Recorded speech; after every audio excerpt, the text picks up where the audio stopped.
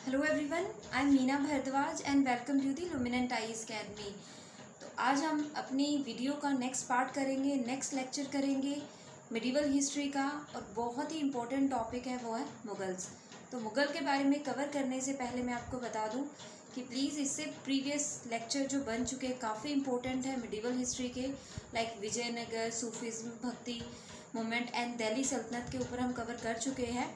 तो प्लीज़ आप उसे देखिए एंड उसके बाद ये अगला लेक्चर है मुगल्स के ऊपर। तो यहाँ पे हम जितने भी मुग़ल डायनेस्टीज़ है वो कवर करेंगे। उसके बाद जो उनका आर्ट एंड कल्चर वाला पार्ट है वो आता है। देन हमारा लास्ट पार्ट बचता है मराठा, फिर हम वो वाला कवर करेंगे। तो आज मैं कोशिश करूँगी कि हम 2 से 3 पार्ट जो मुग़ल डायनेस्टी के हैं वो कवर कर लें एंड देन अगली में हम कंप्लीट इसको कर सकें। तो मुगल्स के ऊपर स्टार्ट करते हैं। स्टार्ट करने से पहले मैं आपको बता दूं कि आज जो मुगल्स में हम जो पढ़ते हैं वो मेन जो रूलर है वो कौन कौन से हैं या कौन से रूलर्स के बारे में हम पढ़ते हैं। तो यहाँ पे अगर हम मुगल्स की बात करें तो मुगल्स में सबसे पहले जो एरा आता है वो बाबर का आता है। बहुत ही पावरफुल थे और वहीं से मुग़ल डायनेस्टी की शुरुआत होती है। वही फाउंडर भी थे मुग़ल डायनेस्टी के, बाबर, जो कि तिमुर और चंगेज़ खान से रिलेटेड थे। तो उनके बारे में भी हम इनसे कनेक्टेड पॉइंट्स है वो पढ़ते हैं। नेक्स्ट पढ़ेंगे हम बाबर के बाद कौन आया, हुमायूं। ओके, उन्हीं का बेटा था हुमायूं। नेक्स्ट पार्ट जो हम पढ़ते हैं, खैर हुमायूं के साथ ही हम शेरशाह सूरी, बहुत ही फेमस पर्सनैलिटी रही है मुग़ल डायनेस्टी की। शेरशाह रूलर काफ़ी स्ट्रॉन्ग रूलर रहा है उस टाइम का। तो शेर खान या शेरशाह सूरी या हम कहीं सुर डायनेस्टी की जिसने शुरुआत की थी मुग़ल टाइम पे, यानी एक अफ़गानी रूलर था और उस टाइम पे अफ़गानी पावर उभर कर आई थी, वो था शेरशाह।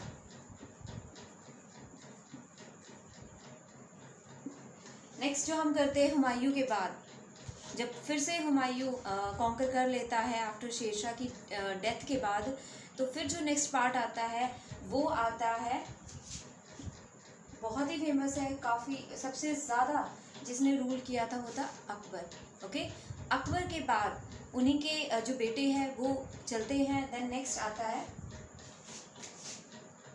जहांगीर, जिसे Persian culture and art and culture का एक काफ़ी फेमस माना जाता है उस चीज़ के लिए। तो जहांगीर के बारे में पढ़ते हैं। नेक्स्ट जो हम पढ़ते हैं वो है शाहजहां।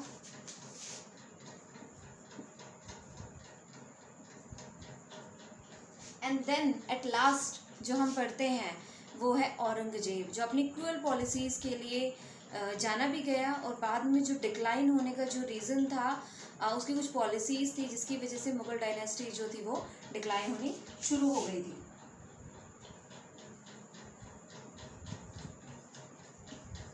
औरंगजेब। ओके, एंड उसके बाद जो नेक्स्ट पार्ट आता है वो मराठा वाला पार्ट आता है। खैर इन्हीं के हम जो आर्ट एंड कल्चर लिटरेचर वाला पार्ट है वो भी कवर करते हैं। तो जो इम्पोर्टेंट होंगे वो कवर करेंगे।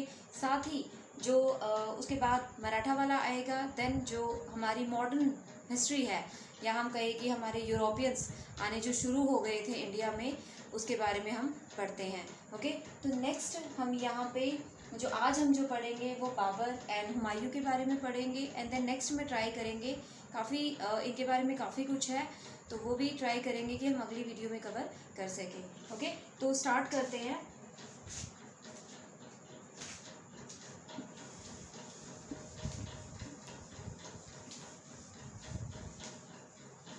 तो हम बाबर से स्टार्ट करेंगे। एंड हाँ, इनका जो ब्रिटिश रूल आने तक, ब्रिटिश के आने तक इनकी रूलिंग रही थी, काफ़ी टाइम तक रही थी। और इंडिया में अगर हम इस टाइम पीरियड की बात करें तो 1526 में ये एरा स्टार्ट हुआ था। एक्सपीडिशन होने तो स्टार्ट हो चुके थे।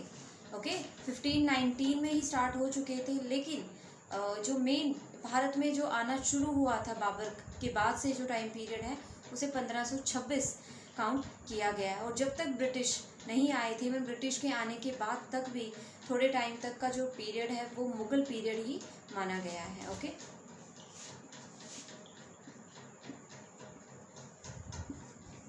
तो आज जो हम पढ़ेंगे वो बाबर 1526 से लेके 1530 में डेथ हुई थी। ऐसा नहीं है कि ओवरऑल टाइम पीरियड था, इवन इंडिया के अंदर जो बाबर का टाइम पीरियड था वो था 1526 से लेके 1530 तक। ओके, नेक्स्ट अगर हम इसकी स्टार्टिंग की बात करें, अब मुगल डायनेस्टी की भाई एकदम से शुरुआत कैसे हुई, तो जहाँ पे हमने दिल्ली सल्तनत का लास्ट पार्ट कवर किया था वो काफ़ी इम्पोर्टेंट था, हमने लोधीज़ के बारे में पढ़ा था। ओके, तो वहाँ से जो लास्ट रूलर था यानी सिकंदर लोधी की डेथ के बाद इब्राहिम लोधी, ओके, कॉन्स्पिरेसी होती है उसके अगेंस्ट, उसी के जो गवर्नर होते हैं वो एक तरह से इनवाइट करते हैं मुगल्स को।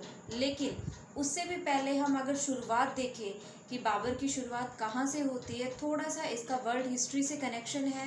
लाइक कि वेस्ट एशिया के बारे में हम पढ़ते आए हैं since the starting of our medieval history. तो उसमें हमने मेन चीज़ पढ़ी थी कि वेस्ट एशिया में या सेंट्रल एशिया में कैसे चेंजेस आने शुरू हुए थे और उसके बाद हमारे भारत पे असर पड़ना शुरू हुआ था।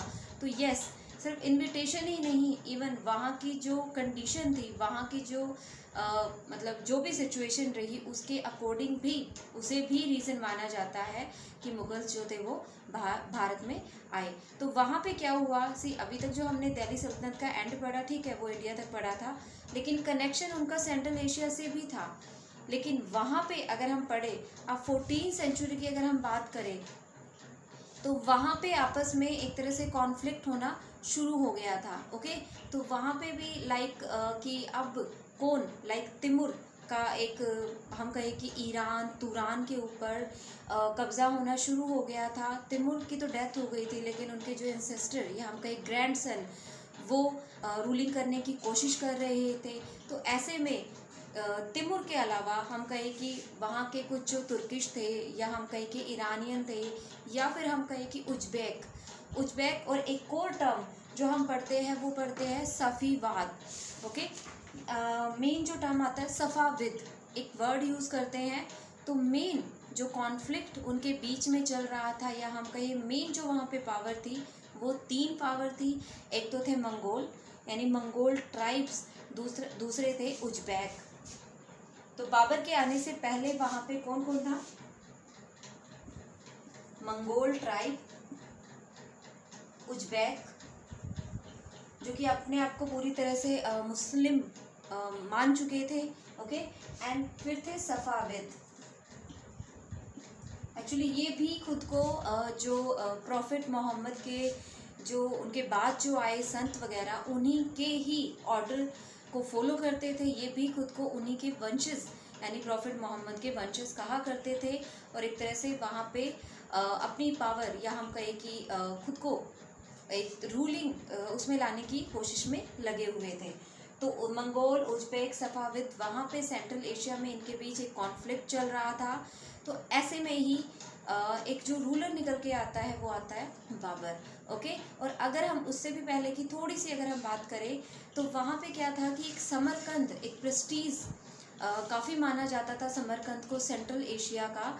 तो उस समरकंद को कहा जाता था कि जो वहाँ पे रूल करेगा वो काफ़ी पावरफुल माना जाता था। तो इट मीन्स कि काफ़ी उसकी वर्ल्ड में उसे फॉलो किया जाता था या उसे पावरफुल माना जाता था। तो हर किसी की कोशिश रहती थी कि उस समरकंद पे जगह थी उस पर कब्ज़ा करना और उस पर रूल करना। तो ये सब भी लगे हुए थे। तो ऐसे में बाबर भी काफ़ी कम एज से ही हम कहें कि उसका जो टाइम पीरियड है वहाँ का वो 1494 है, यानी 12 साल की उम्र में ही उसने फरगना को सक्सीड कर लिया था। यानी अपने पिता के बाद वहाँ पे फरगना का जो अगला रूलर था वो बाबर बना था। फिर उसकी अगली कोशिश क्या थी कि फरगना के बाद अब समरकंद को किसी तरह से कॉन्कर किया जाए, क्योंकि सबसे मेन पार्ट था वो सेंट्रल एशिया का समरकंद बन चुका था। ओके, तो तिमुर के डिक्लाइन के बाद भी मंगोल एक तरह से वीक पड़ चुके थे, तो आपस में कॉन्फ्लिक्ट होना शुरू हो गया था। ये तीनों उभर कर आए थे। ओके, तो ऐसे में बाबर भी समरकंद पर कब्जा करना चाहता था लेकिन नहीं कर पाया था, क्योंकि जो उज्बेक चीफ था एक सेकेंड शैबानी खान, तो वो नहीं चाहता था कि उसने बाबर को हरा दिया था, जबकि बाबर जीत चुका था लेकिन स्टिल उसने बाबर को हरा दिया था। नेक्स्ट उसने क्या किया, जब ये सारी मतलब वहाँ पे बाबर जब नहीं जीत पाया तो उसके बाद उसे काबुल आना पड़ा।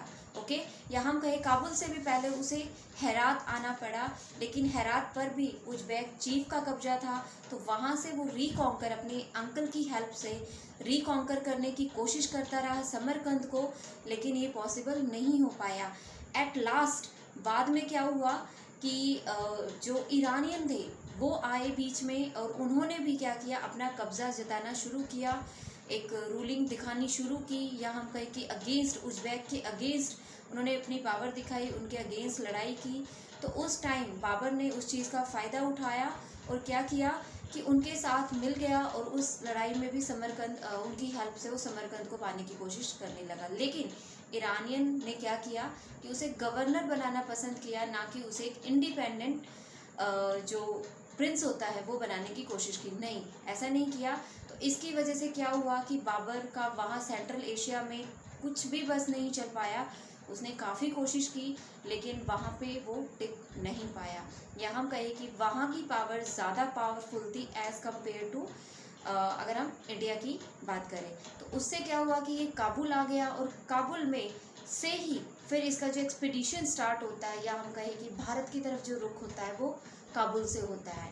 और उसका सबसे मेन रीज़न एक तो जो इनविटेशन था वो तो था ही कि राणा सांगा ने खुद एक मैसेंजर भी भेजा था, ताकि वो जो लोधी सल्तनत जो दिल्ली में थी उसे हटा सके। साथ ही जो एक क्या कहते हैं, दौलत खान जो गवर्नर था इब्राहिम लोदी का, उसने भी इस इनविटेशन तो भेजा ही था। लेकिन उसके अलावा भी सबसे मेन रीज़न था कि भारत काफ़ी वेल्थियस था, बहुत कुछ था भारत में, काफ़ी रिसोर्सेज थे, बहुत हम कहें कि गोल्ड, ज्वेलरी, बहुत कुछ था। और जहाँ पे ये रह रहा था यानी काबुल में, तो वहाँ की जो कंडीशन थी वो काफ़ी वीक थी, पॉवर्टी थी वहाँ पे। इनकम इसके जो अपने एम्प्लॉयज़ थे उन्हें बैक्स कहा जाता था, उन्हें इनकम देने में उसे काफ़ी प्रॉब्लम हो रही थी। तो ये भी एक रीज़न था कि उसने भारत की तरफ रुख किया। ओके, तो एक तरह से इसने 4 हम कहें कि एक्सपीडिशन इसने किए थे 1519 से 1523, यानी 1526 में। आने से पहले ये ऑलरेडी एक तरह से अपनी एक प्लानिंग या हम कहें एक्सपीडिशन 4 कर चुका था 1519 से 1523 में। ओके, तो इसके लिए आना इसलिए भी इजी था क्योंकि जो तिमुर था वो उस अपना कब्ज़ा यानी मंगोल जो थे वो अपना कब्ज़ा कर चुके थे। कहाँ पे, जो मुल्तान वाला एरिया था, पंजाब वाला एरिया था, या हम कहें कि अफ़गानिस्तान से जो कनेक्टेड था वो एक तरह से हमारे हाथ में नहीं था already.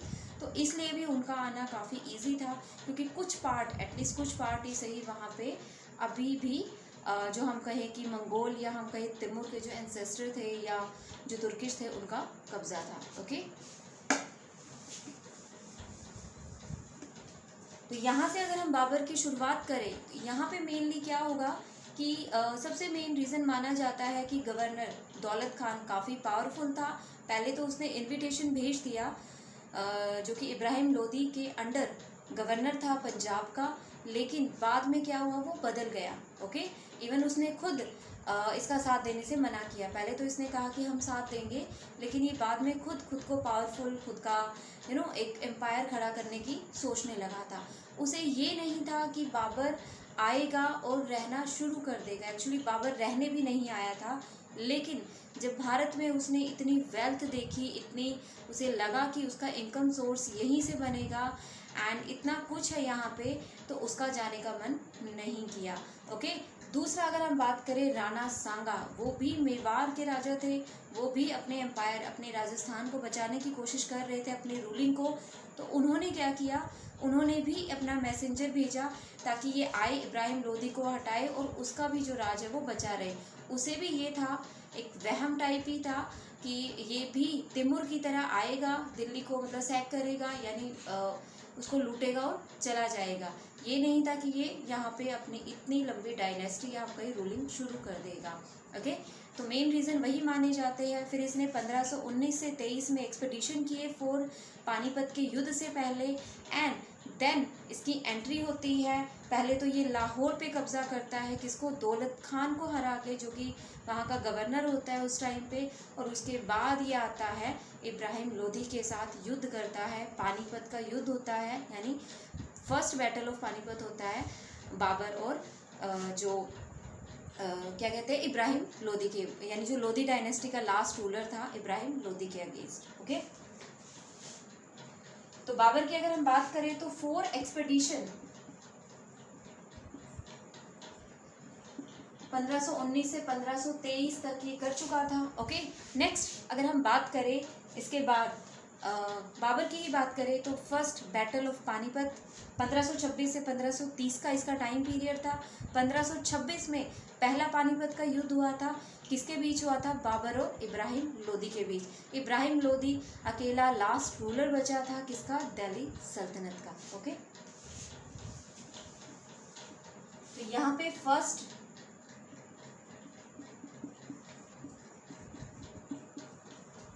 Battle of Panipat 1526। Okay, 1526 में पहला पानीपत का युद्ध होता है, किसके बीच होता है, बाबर के बीच और होता है इब्राहिम लोदी के बीच। Okay, Babur and Ibrahim Lodi.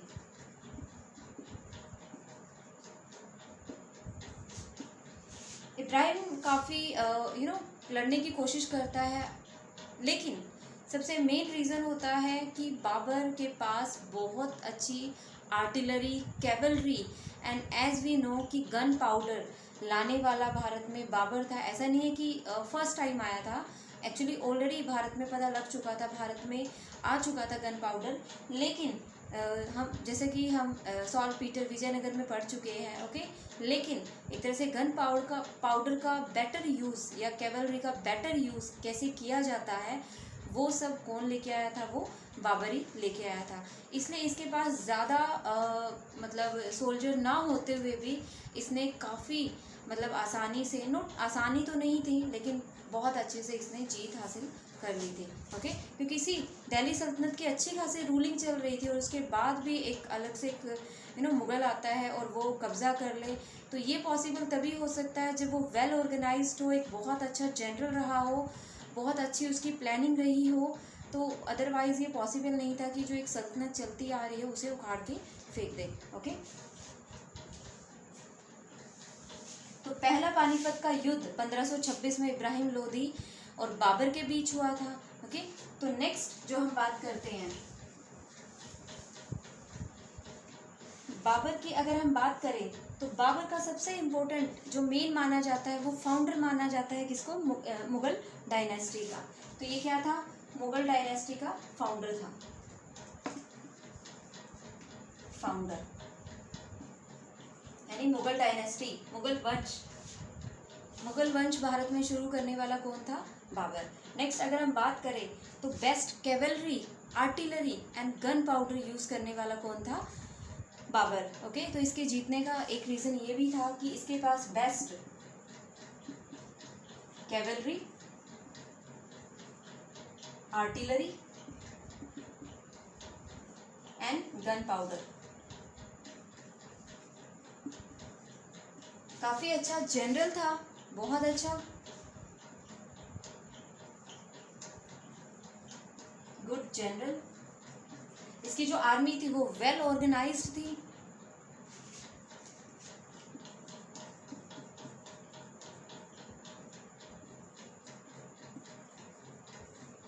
Well organised army. Next अगर हम बात करें ये हाँ रिलेटेड था तिमुर से, तिमुर की साइड से अपनी जो मदर थी वो एंड फादर साइड से एंड चंगेज़ खान से अपनी मदर साइड से रिलेटेड थे। ओके, 1526 से 1530 टाइम पीरियड था, भारत का टाइम पीरियड था, भारत में आने वाला जो टाइम पीरियड था इसका।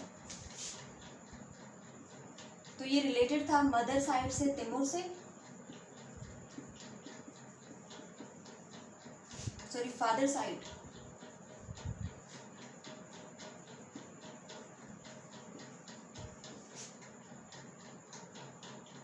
एंड चंगेज खान, चंगेज से मदर साइड से। ओके, नेक्स्ट अगर हम बात करें तो अभी रहता है कि ठीक है इसने दौलत खान को तो हरा दिया था, नेक्स्ट अब बचता था राणा सांगा। पानीपत का युद्ध हो गया, इसने दिल्ली पर कब्जा कर लिया, इसका जो राज था, जब ये आया तो मेन जो रूलिंग एरिया था वहाँ पे, अच्छा जब ये भारत में आया तो उस टाइम 5 तो मुस्लिम सुल्तान थे और 2 हिंदू सुल्तान थे, सॉरी राजा थे। तो 5 जो सुल्तान थे, यानी 5 एरिया में जो मुस्लिम सुल्तान थे वो कौन कौन से थे? तो मेन थे Delhi, okay, Bengal, Deccan, next Malwa and Gujarat. तो दिल्ली, बंगाल, डेक्कन, ओके, दक्षिण में भी, एंड गुजरात में, एंड नेक्स्ट पार्ट आता है मालवा, ओके। क्योंकि साउथ में तो देखो विजयनगर बहामनी किंगडम चल रहा था, लेकिन यहाँ तक जो थे वो 5 मुस्लिम रूलर थे। नेक्स्ट अगर हम 2 हिंदू रूलर की बात करें तो काफ़ी पावरफुल थे उस टाइम के। एक तो राणा सांगा मेवाड़, 2 अगर हम हिंदू रूलर जो थे मेवाड़ में राणा सांगा, ओके, मेवाड़ में। नेक्स्ट अगर हम बात करें विजयनगर, हम विजयनगर कवर कर चुके हैं, ओके। तो विजयनगर जब हमने पढ़ा था कि जब कंटेम्प्रेरी था बाबर का, कौन था? जो कृष्णदेव राय था, ओके। एक तरह से उसके टाइम पे यहाँ पे जब बाबर आया था तो वहाँ पे विजयनगर में किसकी रूलिंग चल रही थी? कृष्णदेव राय की, ओके। तो 2 हिंदू रूलर थे, 5 जो मुस्लिम सुल्तान थे उस टाइम भारत में। तो इसके सामने जो मेन चैलेंजेस आए थे वो थे कि एक तो राणा सांगा, ओके, दिल्ली पे तो इसने कब्जा कर लिया, उसके बाद ये आगरा तक इसकी रूलिंग हो गई थी, लाहौर, आगरा, दिल्ली तक ये आ गया था। उसके बाद जो इसके लिए मेन बचता था वो था एक तो राणा सांगा राजस्थान में, यानी मेन जो रूलर था, काफ़ी पावरफुल था। अब राणा सांगा भी इसके अगेंस्ट हो गया था क्योंकि उसे ये नहीं पता था कि ये भारत में रह लेगा। तो अब इनकी जो लड़ाई होती है वो राणा सांगा की, और जो नेक्स्ट लड़ाई होती है वो राणा सांगा और बाबर के बीच होती है, जिसे खानवा का युद्ध कहा गया है। तो खानवा में जो लड़ाई हुई थी वो राणा सांगा और बाबर के बीच हुई थी। अगले ही साल यानी 1526 में बैटल ऑफ पानीपत हुआ और 1527 में हुआ था खानवा का युद्ध, यानी बैटल ऑफ खानवा, ओके। काफ़ी स्ट्रॉन्ग रूलर रहे हैं जो मेवाड़ के राजा थे राणा सांगा।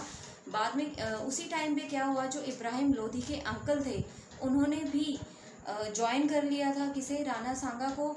एंड और भी जो राजपूत थे वो राणा सांगा के साथ मिल गए थे ताकि वो मुगल्स को हरा सके, वहाँ से भगा सके, क्योंकि नहीं चाहते थे कि अब एक और दिल्ली सल्तनत के बाद कोई और आके हम पे रूल करे या राजस्थान को उनसे फिर से छीन ले। तो मतलब उन्होंने काफ़ी कोशिश की, मुगल्स के अगेंस्ट काफ़ी पावरफुल साबित हुए थे, लेकिन स्टिल जैसे कि हम जानते थे कि मुगल की जो एक आर्टिलरी स्किल या हम कहें शस्त्र अस्त्र यहाँ या उनकी एक जो आर्मी ऑर्गेनाइजेशन थी वो काफ़ी स्ट्रॉन्ग थी। तो युद्ध तो चला काफ़ी, लेकिन वही था कि वो हार गए और वहाँ से बच निकले। तो मेवाड़ के जो राजा थे राणा सांगा, वो वहाँ से बच निकले थे, चले गए थे वहाँ से, लेकिन बाद में उनकी जो डेथ होती है वो उन्हीं के नॉबल्स जो होते हैं उन्हें जहर देके मार देते हैं, ओके। तो वो बच तो जाते हैं वहाँ से, लेकिन बाद में उन्हीं के आदमी जो थे वो उन्हें जहर देके मार देते हैं, ओके, उनके नॉबल्स जो थे। तो नेक्स्ट जो युद्ध होता है वो होता है खानवा का युद्ध, ओके। तो यहाँ पे हमने पढ़ा फर्स्ट बैटल, ओके, वो हम कवर कर चुके हैं, first battle of Panipat. Second हमारा जो आता है battle of Khanwa,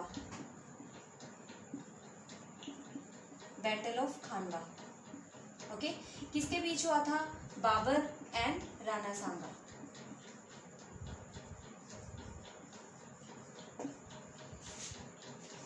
battle of Khanwa, Babur and Rana Sanga 1527 यानी 1 साल बाद ये हुआ था 1527 में, ओके। तो यहाँ से अब ओके, यहाँ भी यानी एक तरह से उसने कब्जा कर लिया मेवाड़ पे। तो लेकिन स्टिल मेवाड़ का जो अगला रूलर था मेदिनी राय, काफ़ी फेमस रहे वो भी। तो मेदिनी राय के साथ अगला जो युद्ध होता है बाबर का वो मेदिनी राय के साथ होता है, क्योंकि अब जो अगली उनके लिए प्रॉब्लम थी या खड़ी होती है या उनके अगेंस्ट जो खड़ा होता है वो मेदिनी राय। तो जो अगला युद्ध होता है अगले ही साल 1528 में, वो चंदेरी का युद्ध होता है। वो किसके साथ होता है? मेदिनी राय के साथ। तो बाबर और मेदिनी राय का अगला युद्ध चंदेरी का युद्ध यानी बैटल ऑफ चंदेरी होता है 1528 में। ओके, तो वो भी एक तरह से मेवाड़ में भी राज था उनका, और कुछ पार्ट मालवा तक उनकी जो रूलिंग एक एरिया था, तो वहाँ पे भी एक तरह से उन्हें हराने के बाद उन्हें भी हरा दिया जाता है। ओके, बैटल ऑफ पानीपत में भी ये जीत जाता है, खानवा में भी, और यहाँ मेदिनी राय के साथ चंदेरी में भी। तो यहाँ से पता चलता है कि दिल्ली के साथ साथ आगरा के साथ साथ मेवाड़ और मालवा तक जो बाबर था उसका कब्जा होना शुरू हो जाता है। ओके, तो नेक्स्ट जो युद्ध होता है वो है battle of Chanderi.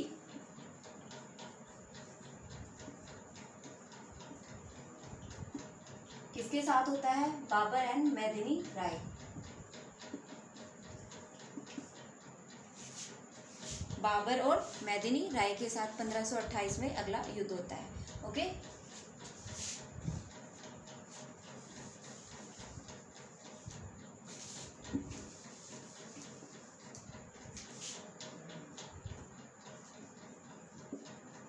Battle of Chanderi का युद्ध 1528 में। 26 में पानीपत का हुआ, बाबर के बीच, इब्राहिम लोदी के बीच, दिल्ली सल्तनत के लास्ट रूलर थे। नेक्स्ट जो होता है खानवा का युद्ध होता है राणा सांगा और बाबर के बीच 1527 में। 28 में चंदेरी का युद्ध होता है। मेदिनी राय जो कि अगले रूलर थे किसके? मेवाड़ के, कुछ पार्ट मालवा तक उनकी जो रूलिंग थी, उसके बाद उन्हें भी हरा दिया जाता है। ओके, तो ये जो 3 सक्सेसफुल बैटल रहे थे वो बाबर के, वो काफ़ी स्ट्रॉन्ग थे। एंड 1530 में जो है बाबर की डेथ हो जाती है। ओके, बाबर की डेथ यानी 47 एज में उनकी डेथ हो जाती है। आगरा में डेथ होती है। एंड कहा भी जाता है कि ये लाहौर से काबुल जा रहा था, तो उस टाइम पे डेथ हो गई थी, लेकिन आगरा में मेन माना जाता है कि आगरा में डेथ हुई थी। 47 की एज थी।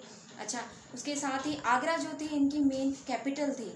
दिल्ली पे तो उन्होंने कब्जा किया ही था, लेकिन उन्होंने यहाँ पे आगरा को पहले अपनी मेन जो कैपिटल थी वो आगरा को बनाया। ओके, बाद में फिर हुमायूं ने दिल्ली में एक न्यू सिटी बनाई थी और उसे भी अपनी कैपिटल बना लिया था। तो 2 कैपिटल बनी थी मुगल्स की, लेकिन जो पहली कैपिटल थी वो थी आगरा।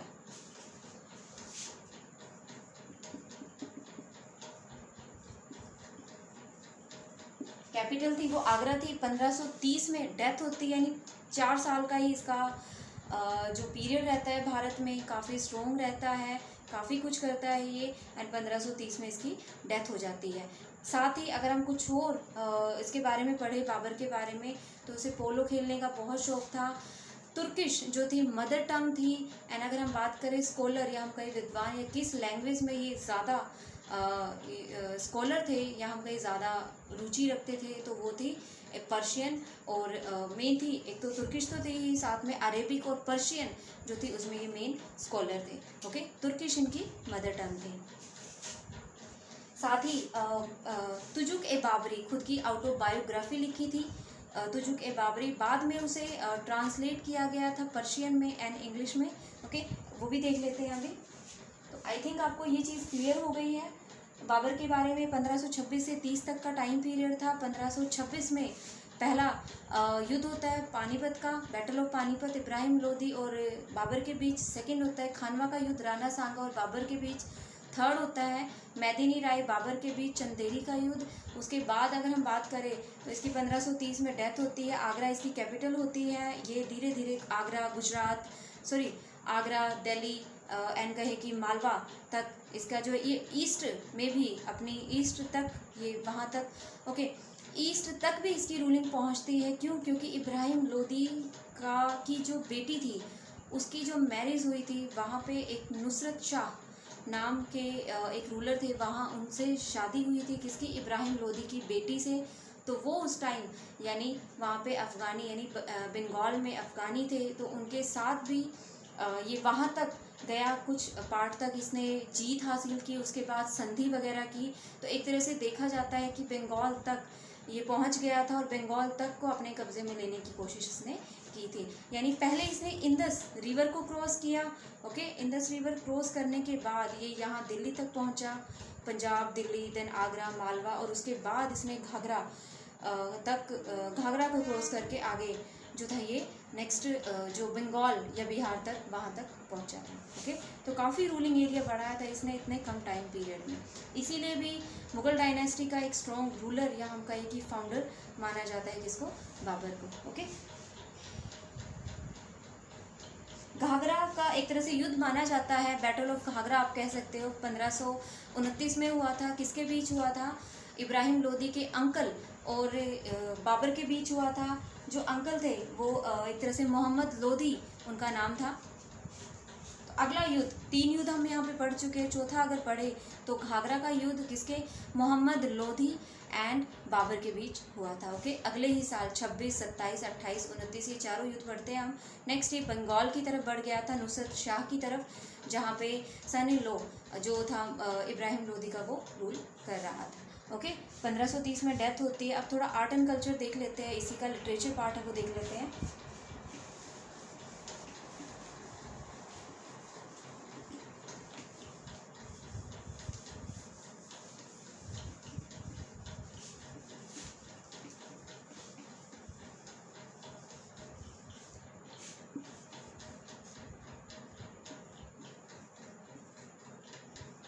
तो जैसे कि मैंने आपको बताया कि इसकी मदर टंग थी वो थी तुर्की मदर टंग, यानी मातृभाषा जो थी वो थी तुर्की, लेकिन ये स्कॉलर था अरेबिक और पर्शियन यानी फारसी का, अरेबिक एंड पर्शियन है फारसी। तो स्कॉलर था ये, यानी इसने अपना जो लिटरेचर वर्क किया था वो इन दोनों में किया था। तो तुजुक ए बाबरी इसने लिखी थी अपनी ऑटोबायोग्राफी। अगर आपसे पूछा जाए कि बाबर की बायोग्राफी क्या है, यानी अपना ही परिचय जिसमें दिया हुआ है और अपने एम्पायर के बारे में बताया हुआ है। ये एक ऐसा रूलर था जिसने अपनी चाहे जीत हो चाहे हार हो उसे भी मेंशन किया है। ओके, तो तुजुक ए बाबरी,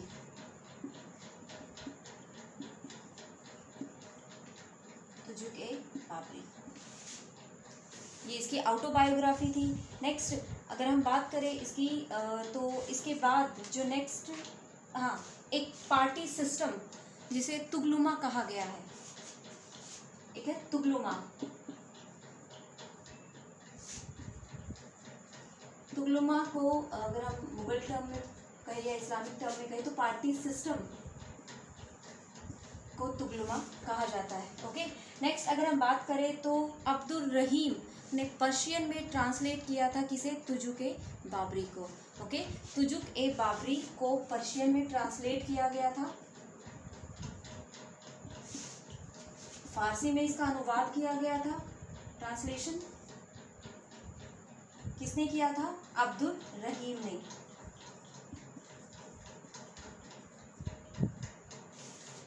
इंग्लिश में भी इसका ट्रांसलेशन किया गया मैडम बैबरीज ने इसका अनुवाद या ट्रांसलेशन इंग्लिश में भी किया है किसका, तुजुक ए बाबरी, जो कि बाबर की ऑटोबायोग्राफी यानी उसके परिचय या उसके बारे में लिखी थी, वो भी इसने खुद लिखी थी। ओके, नेक्स्ट अगर हम बात करें इसने 2 पोएम दीवान और मुबाइया।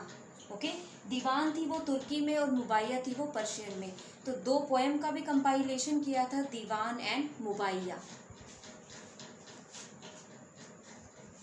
ओके, तो ये काफ़ी इम्पोर्टेंट है। ऑटोबायोग्राफी बाबर की क्या थी, तुजुक ए बाबरी थी, जो इसने खुद लिखी थी। ओके, बाद में इसका नाम जब इसे पर्शियन में ट्रांसलेट किया गया था तो इसका नाम बाबरनामा रख दिया गया था। ओके, पर्शियन में ट्रांसलेशन के बाद इसे क्या कहा गया था, बाबरनामा।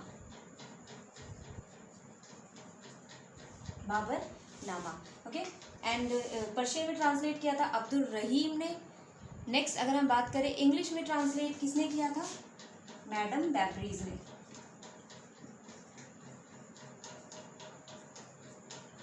ओके, तो आपको ये चीज़ पता होनी चाहिए बाबरनामा किसे कहा गया है, पर्शियन में ट्रांसलेट किसने किया है। तो ये इंपॉर्टेंट क्वेश्चंस हैं आपके।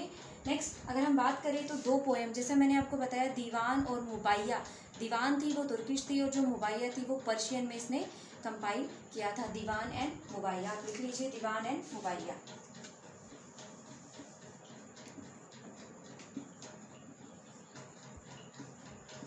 मुबैया।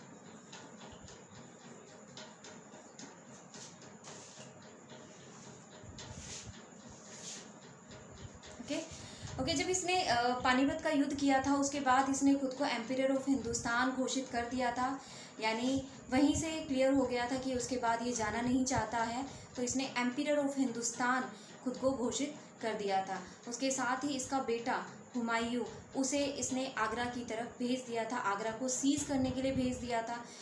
आगरा पे ये कर चुके थे, लेकिन मतलब बाद में हुआ था। पहले तो दिल्ली पर ही आए थे, जब इब्राहिम लोदी के साथ युद्ध किया था, उसे हटाया था। उसके बाद दिल्ली के बाद ये बाकी राज्यों में गए थे। तो उस टाइम इसने आगरा में हुमायूं को भेजा, उसे सीज करने के लिए, उस पर कब्जा करने के लिए। ओके, और वहाँ से फिर जो नेक्स्ट हमारा टाइम पीरियड शुरू होता है 1530 में, वो हुमायूं का शुरू होता है। तो यहाँ तक जो भी हमने पढ़ा वो बाबर का था, एक मुग़ल डायनेस्टी की शुरुआत कैसे हुई उसके बारे में था। नेक्स्ट हमारा जो बहुत ही मतलब नेक्स्ट जो इम्पोर्टेंट पार्ट आता है वो है हुमायूं। ओके, आई थिंक आपको ये चीज़ क्लियर हो गई होगी। आई ट्राइड कि जितनी भी इम्पोर्टेंट चीज़ मैं करवा सकूँ बाबर के बारे में, वो मैंने आपको करवाई। ओके, जो लेक्चर होता है वो लेंथी होने का रीज़न यही होता है, क्योंकि बहुत सी टर्म्स होती है जो हमें डिस्कस करनी होती है। अदरवाइज़ जल्दी अगर हम कवर करेंगे तो बहुत सारी चीज़ें छूटने का डर रहता है। ओके, तो आई थिंक आपको क्लियर हो गया। स्कॉलर अरेबिक एंड पर्शियन, जो इसकी मदर टंग थी वो तुर्की थी। नेक्स्ट पर्शियन ट्रांसलेट तुजुक ए बाबरी, बाबरनामा, इंग्लिश में मैडम बैब्रिज ने की थी। 2 पोएम थी, दीवान एंड मुबैया। साथ ही अगर हम बात करें एक तुगलुमा पार्टी सिस्टम जिसे कहा गया, वो भी इसी के टाइम पे आया था। बाकी से पोलो में भी इंटरेस्ट था। 1530 में इसकी डेथ हो गई थी। तो 1530 में जब इसकी डेथ हुई तो वहीं पे अब हुमायूं रूलिंग पे आता है। अगली जो गद्दी संभालता है वो है हुमायूं, और मुग़ल डायनेस्टी का अगला रूलर भी कौन है, वो है हुमायूं।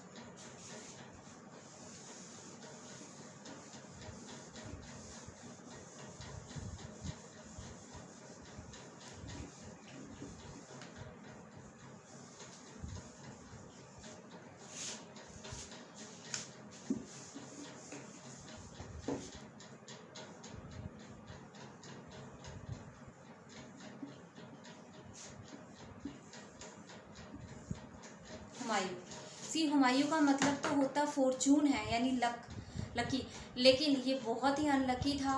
ओके, तो इसके आगे अगर हम कहें कि इसका ज़्यादा टाइम तक रूलिंग ना रहने का भी एक रीज़न यही था।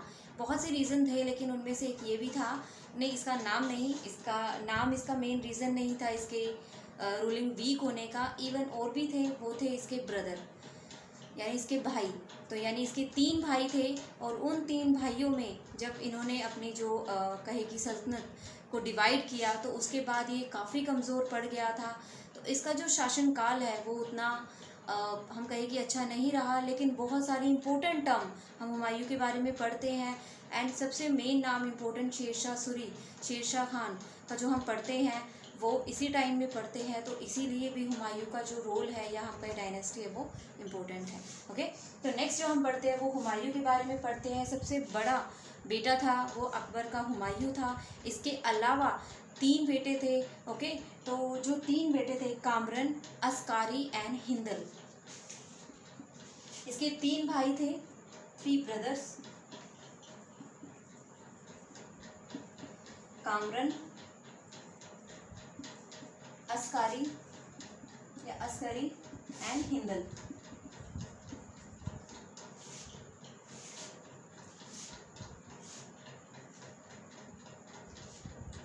तो कामरन को उसने काबुल और कंधार, कामरन को जो रूलिंग सौंपी थी वो एक्चुअली जब भाई थे तो डिवाइड करना पड़ा, और वहीं से इसका एक हम कहे कि रूल जो वीक होना शुरू हो गया था, क्योंकि इन्हें दे तो दिया था पार्ट, लेकिन ये उतने कोऑपरेटिव नहीं थे, उतने अच्छे शासक नहीं थे। तो इसकी वजह से हुमायूं कमज़ोर होना शुरू हो जाता है। और इसका जो टाइम पीरियड है वो 1530 से स्टार्ट होता है। एक्चुअली 30 के बाद भी इसका टाइम पीरियड रहता है, लेकिन शेरशाह आने के बाद ये 15 साल के लिए, 12 साल भी कहा जाता है, 15 साल भी कहा जाता है कि एग्ज़ाइल यानी ईरान चला जाता है, तो वहाँ पे रहता है। एंड उसके बाद जब उसकी डेथ हो जाती है तो ये फिर से आता है, तो फिर से वो जो टाइम पीरियड है वो काउंट होता है। ओके, तो यहाँ पे जो इसका मेनली जो टाइम पीरियड है वो 1530 से पहले 1540 तक का है।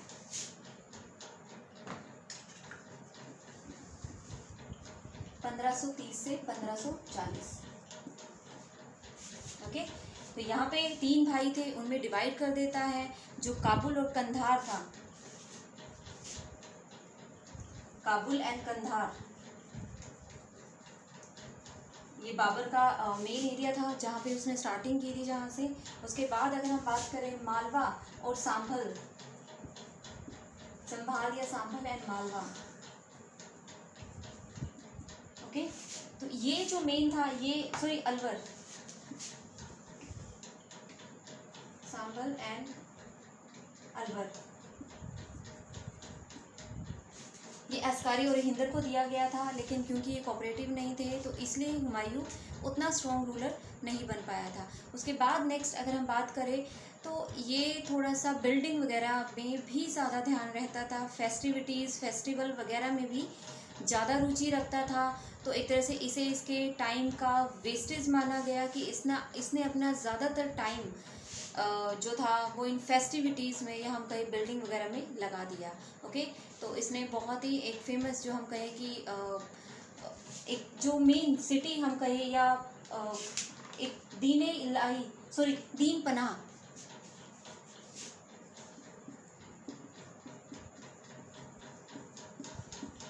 दीन पनाह एक सिटी बनवाई थी, सेकंड कैपिटल बनवाई थी। ओके, तो ये इसमें भी बिजी हो गया था। ये एक सिटी थी कहाँ पे, दिल्ली में, सिटी एट दिल्ली। ये सेकंड कैपिटल बनाई थी ताकि इन एनी केस आगरा इनके हाथ से चला भी जाए या वहाँ कोई प्रॉब्लम हो जाए या वहाँ पे कोई कब्जा कर ले, क्योंकि इसे डर सा बन गया था। तो उसके बाद इसने जो थी दीन पनाह अपनी नेक्स्ट सिटी या हम कहीं नेक्स्ट कैपिटल बनवा ली थी। नेक्स्ट इसका जो एक और रीज़न माना जाता है कि इसकी रूलिंग उतनी नहीं रही, बेस्ट नहीं रही, उसका एक ये भी था कि जो मुग़ल एम्पायर था वो कंसोलिडेट नहीं हो पाया था, क्योंकि 4 साल ही तो बाबर भारत में रहा था और उसके बाद वो उतना मुग़ल उसने अच्छी तरह से इस्टेब्लिश नहीं हो पाए थे। एंड उसके बाद भी एक तरह से हुमायूं को ये रीज़न भी माना जाता है इसके ज़्यादा सक्सेस ना होने का। ओके, तो मुगल्स न्यू थे, पूरी तरह से जम नहीं पाए थे और एक न्यू एम्पायर खड़ा हुआ था। और उस टाइम पे एक और अलग से जो रीज़न निकल के आता है वो था नॉबल्स, यानी अफ़गानी नॉबल्स। तो कुछ अफ़गानी नॉबल्स थे जो अगेंस्ट थे, इस किंगडम पे अटैक कर रहे थे, हुमायूं के अगेंस्ट थे। वो चाहते थे कि मुग़ल डायनेस्टी की यहाँ पे शुरुआत ना हो जाए, तो वो इसको भगाने की कोशिश करते रहते थे। तो एक तरह से अफ़गानी नॉबल्स भी इसके लिए एक प्रॉब्लम बने हुए थे। अफ़गान नॉबल्स क्योंकि दिल्ली सल्तनत का टाइम रहा था और 4 साल में तो ऐसा नहीं हो सकता कि दिल्ली सल्तनत पूरी जड़ से हट जाए। तो अफ़गानियों का जो उनकी जो रूलिंग थी वो काफ़ी एरिया तक फैल चुकी थी। तो उसके बाद अफ़गानी रूलर आने या उनका होना तो संभव सी बात है कि ये पॉसिबल था ही। नेक्स्ट जो मेन जो अड़चन आती है वो है शेर शाह सूरी, यानी शेर शाह एक बहुत ही शानदार अफ़गानी रूलर था जो कि ईस्ट में रूल कर रहा था एंड उसने भी हुमायूं की तरफ बढ़ना शुरू कर दिया था। लेकिन जब ये बिज़ी था अफ़गानियों को अपने जो अगेंस्ट हो रखे थे उन्हें हटाने में, उनसे लड़ने में, अपनी रूलिंग को इस्टेब्लिश करने में धीरे धीरे, लेकिन उस टाइम पे क्या हुआ, फिर एक और शासक आता है बहादुर शाह। ओके, बहादुर शाह जो कि गुजरात में रूलिंग कर रहा था, उसने मालवा में भी कब्जा करने की कोशिश कर ली थी, यानी मालवा तक पहुंच गया था। उसके बाद चित्तौड़ में भी वो पहुंच चुका था एंड मेवाड़ जहाँ पे राणा सांगा की जो विडो थी वो थी।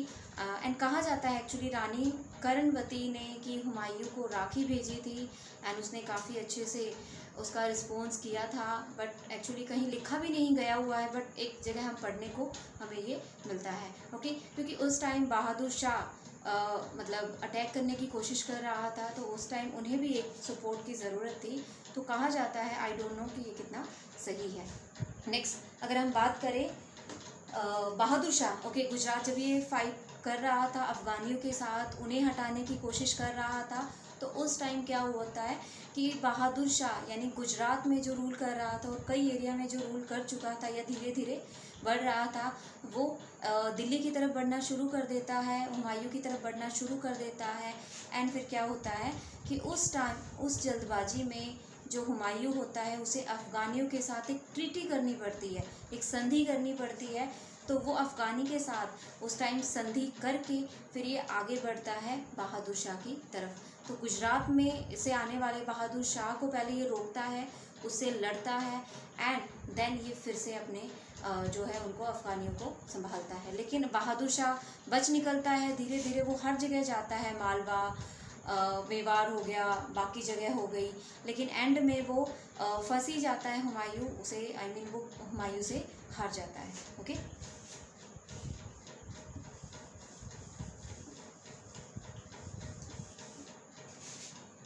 तो नेक्स्ट बहादुर शाह कहाँ का रूलर था उस टाइम पे? गुजरात का। ओके, बहादुर शाह, बहादुर शाह ये था गुजरात में।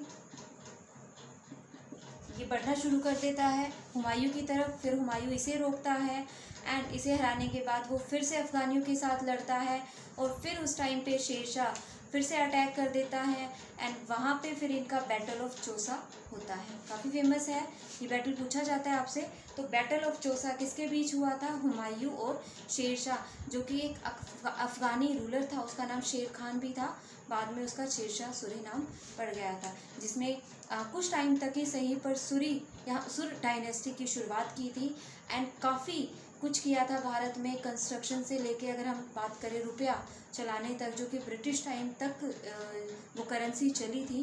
तो काफ़ी कुछ हम उनके बारे में पढ़ते हैं, लेकिन अभी जो हम कवर कर रहे हैं वो हुमायूं वाला पार्ट कवर कर रहे हैं। तो यहाँ पे 2-3 फेमस, मेनली तो 2 फेमस युद्ध हुए थे। एक था बैटल ऑफ चौसा, दूसरा था बैटल ऑफ बालीग्राम। उसे बलीग्राम भी कहते हैं एंड बैलीग्राम भी कहते हैं, एंड उसे मेनली बैटल ऑफ कन्नौज कहा जाता है। Okay,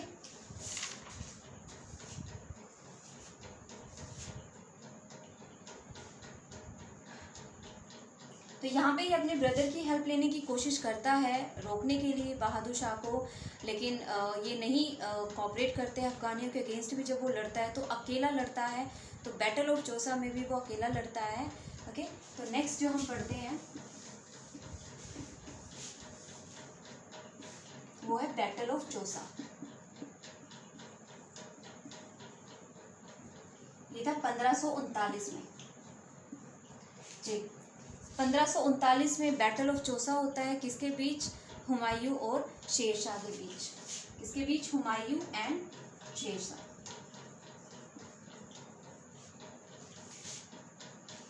Humayun and Sher Shah. लेकिन यहाँ पे बुरी तरह से इसे हरा दिया जाता है, क्योंकि अकेला ही होता है, उतनी सपोर्ट इसके पास नहीं होती है। तो नेक्स्ट ये हार तो जाता है, लेकिन ये फिर भी नहीं रुकता है, एंड फिर से युद्ध छेड़ देता है। किसके अगेंस्ट? शेरशाह के अगेंस्ट। एंड फिर से एक युद्ध जो होता है, जिसे बिलग्राम, या हम कहें कि हाँ बिलग्राम उसे नाम दिया गया, पर आई थिंक बैलीग्राम भी उसे ही कहा जाता है। तो बिलग्राम का युद्ध होता है, बैटल ऑफ बिलग्राम।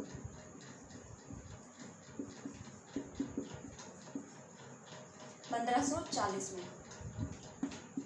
ओके, तो इसके एग्जाइल जो इसके बाद 15 साल का एग्जाइल जो कहा जाता है, वो इस युद्ध के बाद ही कहा जाता है, क्योंकि इसमें इसे बुरी तरह से शेरशाह हरा देता है। एंड ये 2 मेन जो युद्ध होते हैं वो हुमायूं के टाइम पे होते हैं। 4 युद्ध हमने बाबर के टाइम के पढ़े, उसके बाद जो 2 युद्ध है वो battle of Chausa and battle of Bilgram, यानी 1539 और 1540। 1530 से 40 का इसका स्टार्टिंग का पीरियड था। ये बाद में फिर आता है, शेरशाह की डेथ के बाद आता है, लेकिन उससे पहले हम जो है शेरशाह के बारे में पढ़ते हैं।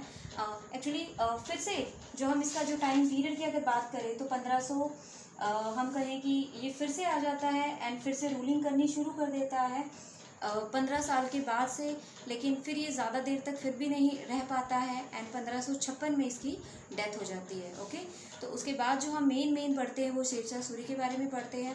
ओके, तो यहाँ तक जो हमने पढ़ा वो हुमायूं का था, एंड इसकी 1-2 टर्म, हाँ इसके ऊपर एक हुमायूं नामा बुक लिखी गई है जो इसकी सिस्टर गुलबदन बेगम ने लिखी है।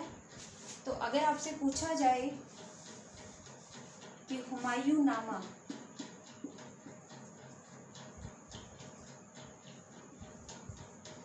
किसने लिखी है? वो गुलबदन बेगम ने लिखी है। हुमायूं नामा गुलबदन बेगम ने लिखी है, उनकी सिस्टर थी। ओके, और उसके अलावा मैं आपको बता चुकी हूँ दीन पनाह एक सिटी जो बनवाई थी, सेकंड कैपिटल बनवाई थी। एक तो आगरा इनकी कैपिटल थी, दूसरी जो थी वो दिल्ली में बनाई थी, दीन पनाह। नेक्स्ट अगर हम बात करें इसके अलावा अगर कुछ टर्म आती है तो नहीं, इसके अलावा सिर्फ हम इतना ही पढ़ते हैं। नेक्स्ट हमारा जो है इसकी डेथ हो जाती है 1556 में डेथ हो जाती है, और यहीं तक का जो हम टाइम पीरियड है वो 1556 में डाइड, 1556 में इसकी डेथ हो जाती है। और फिर एक्चुअली इसके दोबारा आने से पहले का जो टाइम पीरियड है वो शेरशाह के बारे में पढ़ते हैं हम, तो वो हम अपनी नेक्स्ट वीडियो में पढ़ेंगे शेरशाह के बारे में। उससे अगला जो इम्पोर्टेंट है अकबर, जहांगीर और शाहजहाँ के बारे में पढ़ेंगे। सो ट्राई करेंगे ज़्यादा से ज़्यादा हम उस वीडियो में कवर कर सकें। एंड आई थिंक कि आपको यहाँ तक का क्लियर हो गया होगा। तो हुमायूं का एक टाइम पीरियड जिसमें मेन हमारे जो इम्पोर्टेंट बैटल आते हैं, लेकिन उतनी हम कहें कि इनकी जो फेमस रूलिंग नहीं रही थी, तो उसके क्या क्या रीजंस थे वो हमने यहाँ पे डिस्कस किए हैं। Okay, so okay, I think आपको कैसी लगी वीडियो ये आप मुझे ज़रूर बताना। साथ ही इसे सब्सक्राइब करें, चैनल को लाइक करें, एंड प्लीज़ जितना हो सके ज़्यादा से ज़्यादा शेयर करें। Okay, thank you so much.